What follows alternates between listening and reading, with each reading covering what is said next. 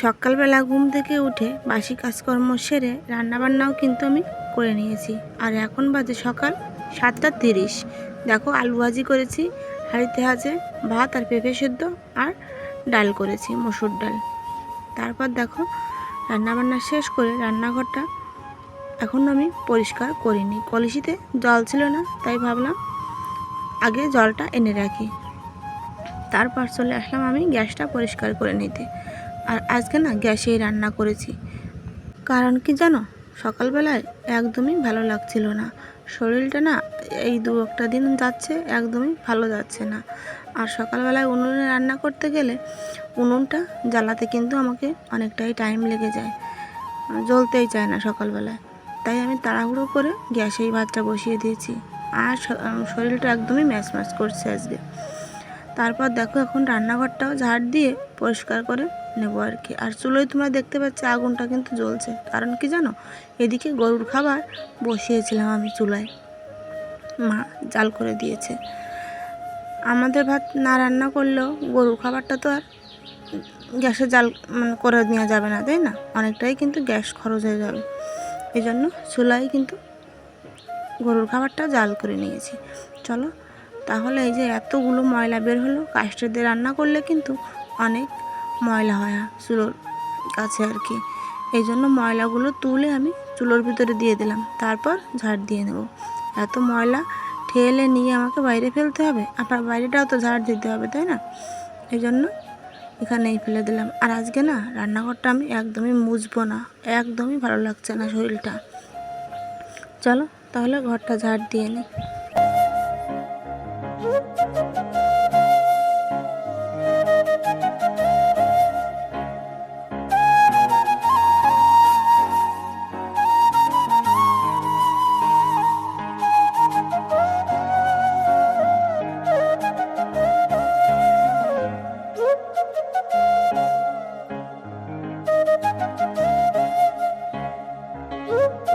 আর এখন আমি ঘরটা ঝাড় দিয়ে উঠোনটাও কিন্তু ঝাড় দিয়ে নিয়েছিলাম, তোমাদের সঙ্গে সেটা আর শেয়ার করিনি।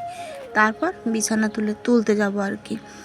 আর আজকে তারপরে কিন্তু আর তেমন কোনো কাজ আজকে তোমাদের সঙ্গে শেয়ার করতে পারিনি, শরীরটাও ভালো ছিল না। আর তারপর হঠাৎ করে আমার ছোট ননদ আর ননদের ছেলে আসলো বেড়াতে। আর দিদিরা কিন্তু অনেক দিনই পরই আমাদের বাড়িতে আসে, তাই আমার শরীর খারাপের কথাটা আর বলতে পারলাম না। নিজের কষ্টগুলো চেপে রেখে সবার সঙ্গে হাসি মুখে ব্যবহার করলাম। এটাই তো আমাদের করতে হয়, তাই না বন্ধুরা, সবার ক্ষেত্রে। তারপর দেখো চলে আসলাম বিছানা গুছিয়ে নিতে। এখন আমি বিছানাটা সুন্দর করে গুছিয়ে নেব, তোমরা আমার সঙ্গে থাকো আর দেখতে থাকো।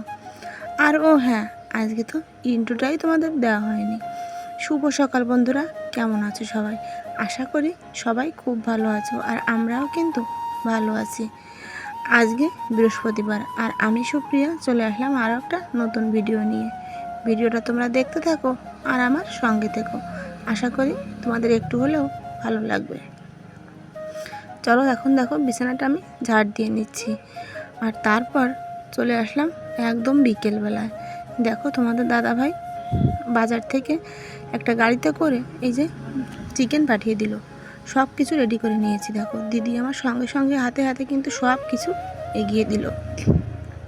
মাংসটা আমি কাটলাম আর মাছগুলো দিদি কাটলো। অনেকগুলো চিংড়ি মাছও পাঠিয়েছে, চিংড়ি মাছ দিয়ে একটা চিংড়ি মাছের ঝোল করব আর মাংসটা রান্না করব। আর সকালে ডাল রান্না করেছি, ডালটা তো রয়েই গেছে অনেকটাই আর কি। তারপর দেখো আর ভাগনাকে ডিম ভাজি করে দেবো আর কি, দিদির ছেলেকে। দেখো দিদির হাতে হাতে কিন্তু আমাকে সব কিছু এগিয়ে দিচ্ছে। আর আমার ননদরা না আসলে আমাকে খুবই হেল্প করে, একদমই বসে থাকে না। আর দেখো এদিকে একটা কলা খেতে গিয়ে আমার কড়াইটা পুড়ে একদম কালো হয়ে গেল। কী আর করবো বলো, আমার আর ইচ্ছে করলো না, কলপাট থেকে ধুয়ে নিয়ে আসি, এতেই বসিয়ে দিলাম। রান্নাটা করে তারপর মেজে নিয়ে আসবো। সকালবেলায় একবার কড়াই আমি মেজেছি।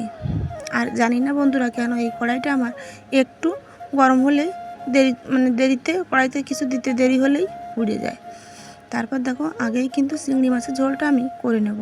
আর আমার বাম সাইডের চুলোটায় আমি ভাত বসিয়ে দিয়েছি, ভাতটাও কিন্তু হয়ে যাবে। আর দিদিরা না খেয়ে দিয়ে আমার বাড়িও চলে যাবে, দিদি এসে একদমই থাকতে পারে না।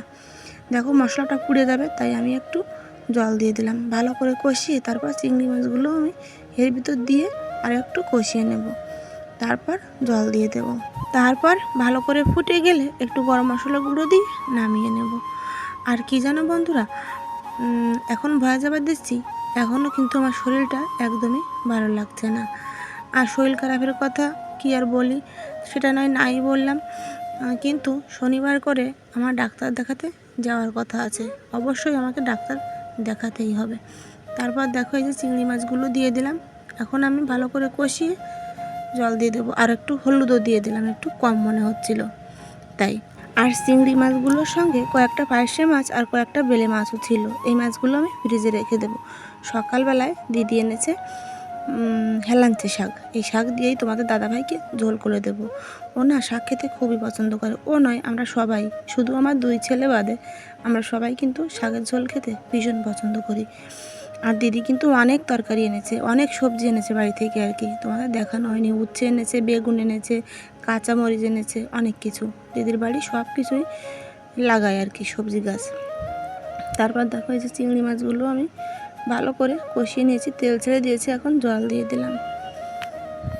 আর চুলোটা না সকালবেলা আজকে লেপা হয়নি, শরীরটা তো ভালো যাচ্ছে না, তাই চুলোটাও লেপতে পারিনি। আর গরুর খাবার জাল করেছিলাম, গরুর খাবার আজকে একদম উতরে একদম চুলোর উপরই পড়ে গিয়েছে, কী আর করবো বলো, সকালবেলা মেজে নেব। আর তারপর দেখো গোটা গরম মশলা ফোড়নে দিয়ে আমি মাংসটাও কিন্তু বসিয়ে দিয়েছি। আর এটা কিন্তু ব্রয়লার মুরগি নয়, আর এটা কি মুরগি আমি বলতে পারবো না, কিন্তু অনেকটা শক্ত ছিল। ব্রয়লার মুরগিগুলো তো বেশ নরম হয়, কিন্তু এটা শক্ত ছিল, আর খেতেও একদম দেশি মুরগির মতনই কিন্তু স্বাদ হয়েছে। আমার অনেকগুলোই দেশি মুরগি আছে বাড়িতে জানো। তারপর দেখো তোমাদের তো ভিডিওতে দেখাই অনেকগুলো মুরগি আছে আমার।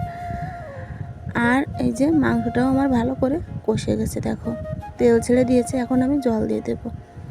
আর সবাইকে তো তোমাদের ভিডিওতে দেখাতে পারলাম না, কারণ সবাই তো ক্যামেরার সামনে আসতেও চায় না, আর সবাই থাকলে আমার ভিডিও করতেও ভালো লাগে না বলো। আর মাংসটা আমি মিট শেপ থেকে বের করলাম না, সবার খাওয়া দাওয়া হয়ে গেছে, দিদিরা চলেও গেছে, এখন সন্ধ্যাবেলা তোমাদের একটু মিট শেপের ভিতর রেখে দেখিয়ে দিলাম। ও সরি, দিদিরা এখনও যায়নি। এই দেখো বাটিতে করে আমি মাংসটা তুলে রেখেছি, দাদার জন্য পাঠিয়ে দেবো, মানে আমার দিদির বরের জন্য পাঠিয়ে দেবো আর কি। আর এই বাটিতে 2 পিস 3 পিস তুলে নিলাম, রোহিত খাবে। আর এই যে চিংড়ি মাছের ঝোলটা, আমার না এতটাই শরীর খারাপ লাগছিল যে তোমাদের বের করে দেখাবো আমার আর ইচ্ছে করলো না। তাহলে ভিডিওটা এখানে শেষ করছি, দেখা হবে নতুন একটা ভিডিওর সাথে, টাটা।